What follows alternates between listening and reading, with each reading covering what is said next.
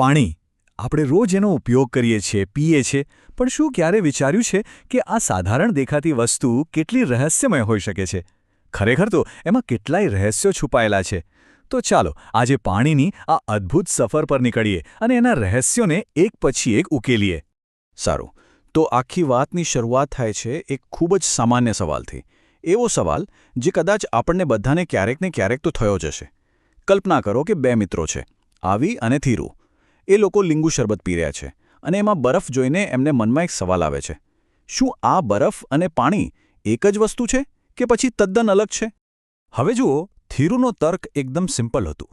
એ કહે છે બરફ તો કઠણ છે, એને પકડી શકાય છે, જ્યારે પાણી તો વહે છે, એને એવી રીતે પકડી ન શકાય, એટલે બંને અલગ જ હોવા જોઈએ.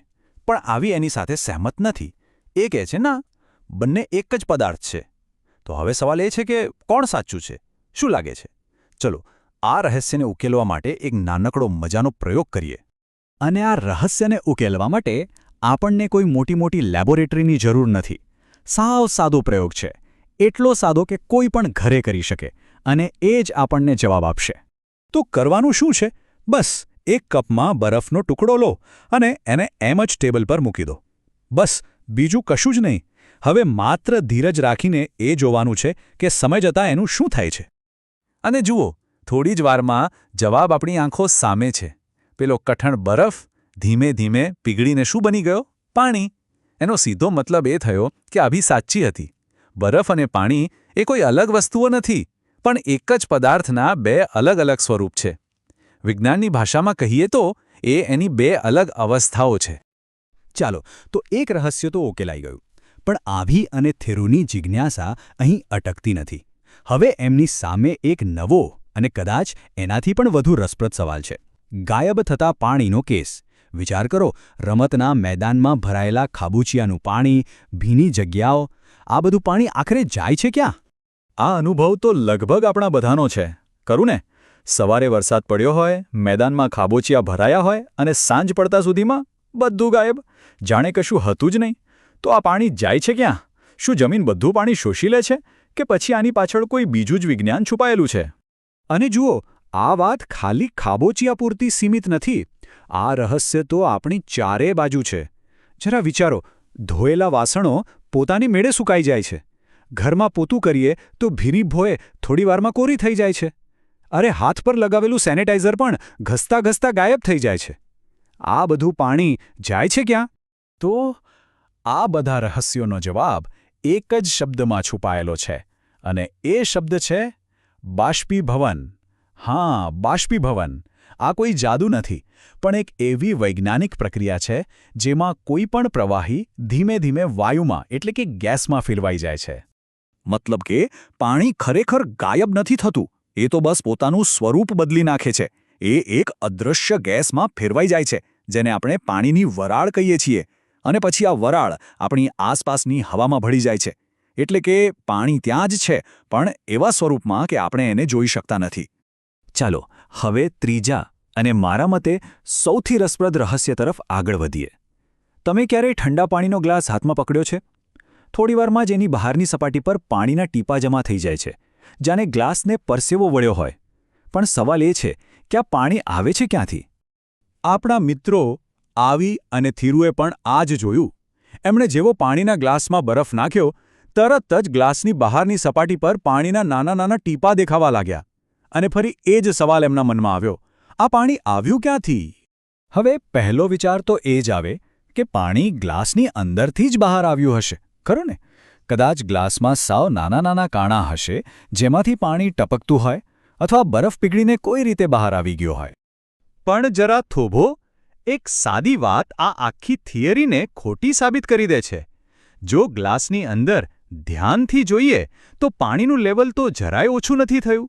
જો પાણી બહાર ટપકતું હોત તો લેવલ ઘટવું જોઈએ ને? આનો મતલબ સાફ છે, પાણી ગ્લાસની અંદરથી તો નથી જ આવી રહ્યું. તો પછી પાણી આવ્યું ક્યાંથી? આ રહસ્યનો જવાબ છે બાષ્પીભવનની બરાબર ઊંધી પ્રક્રિયામાં. એને કહેવાય છે ઘનીકરણ. યાદ છે પેલી વરાળ જે હવામાં ભળી ગઈ હતી? જ્યારે એ જ વરાળ કોઈ ઠંડી સપાટીને અડે છે ત્યારે તે ફરીથી વાયુમાંથી પ્રવાહી એટલે કે પાણીના ટીપામાં ફેરવાઈ જાય છે. તો હવે આખી વાત સ્પષ્ટ થઈ. ગ્લાસ પર જે પાણીના ટીપાં દેખાય છે એ ગ્લાસની અંદરથી નહીં પણ આપણી આસપાસની હવામાં રહેલી અદૃશ્ય પાણીની વરાળમાંથી આવે છે. જેવી એ વરાળ ગ્લાસની ઠંડી સપાટીને સ્પર્શે છે કે તરત જ તે ઠરી જાય છે અને પાણીના ટીપાં બની જાય છે. કેટલું અદ્ભુત છે નહીં?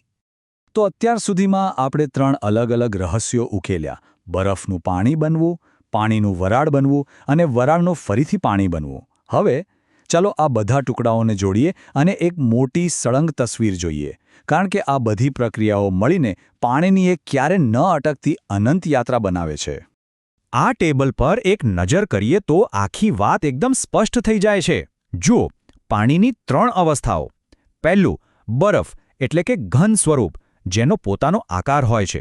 બીજું, પાણી એટલે કે પ્રવાહી સ્વરૂપ, જે વાસણ પ્રમાણે આકાર બદલે છે. અને ત્રીજું, પાણીની વરાળ એટલે કે વાયુ સ્વરૂપ, જેનો કોઈ નિશ્ચિત આકાર નથી અને તે બધે ફેલાઈ જાય છે. અને આ જ સૌથી મહત્વની વાત છે. આ બધી પ્રક્રિયાઓ પીગળવું, બાષ્પીભવન, ઘનીકરણ આ કોઈ અલગ અલગ ઘટનાઓ નથી. ના, આ તો એકબીજા સાથે જોડાયેલી કડીઓ છે અને આ બધી કડીઓ મળીને એક ખૂબ જ મોટું સતત ચાલતું ચક્ર બનાવે છે. આ ચક્રને જળચક્ર કહેવાય છે અને એને સમજવું ખૂબ જ સરળ છે. જુઓ, પહેલું પગલું. સૂરજની ગરમીથી સમુદ્ર અને નદીઓનું પાણી વરાળ બનીને ઉપર આકાશમાં જાય છે. બીજું પગલું. ઉપર જઈને આ વરાળ ઠંડી પડે છે અને એનાથી વાદળો બને છે. અને ત્રીજું પગલું. જ્યારે આ વાદળો ભારે થઈ જાય છે ત્યારે એ વરસાદ કે બરફના રૂપમાં પાણીને પૃથ્વી પર પાછું મોકલે છે. બસ આટલું જ. આ જ છે આપણું જળચક્ર. પૃથ્વીની સપાટી પર, ઉપર આકાશમાં અને નીચે જમીનમાં પાણીની આ સતત અને અવિરત ગતિ. અને આ ચક્ર જ પૃથ્વી પરના જીવનનો આધાર છે. તો હવે જરા વિચાર કરો. પેલું જે ખાબોચિયું ગાયબ થઈ ગયું હતું એ જ પાણી કદાચ વાદળ બની ગયું હોય અને એ જ વાદળમાંથી કદાચ ફરી વરસાદ વરસે. આ એ જ પાણી છે જે જમીનથી આકાશ અને આકાશથી પાછું જમીન પર સતત અનંત યાત્રા કરતું રહે છે.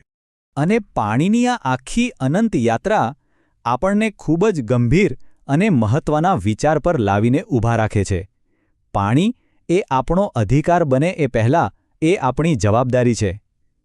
આખું જળચક્ર સમજ્યા પછી આ વાક્યનો અર્થ કંઈક વધુ ઊંડો નથી લાગતો?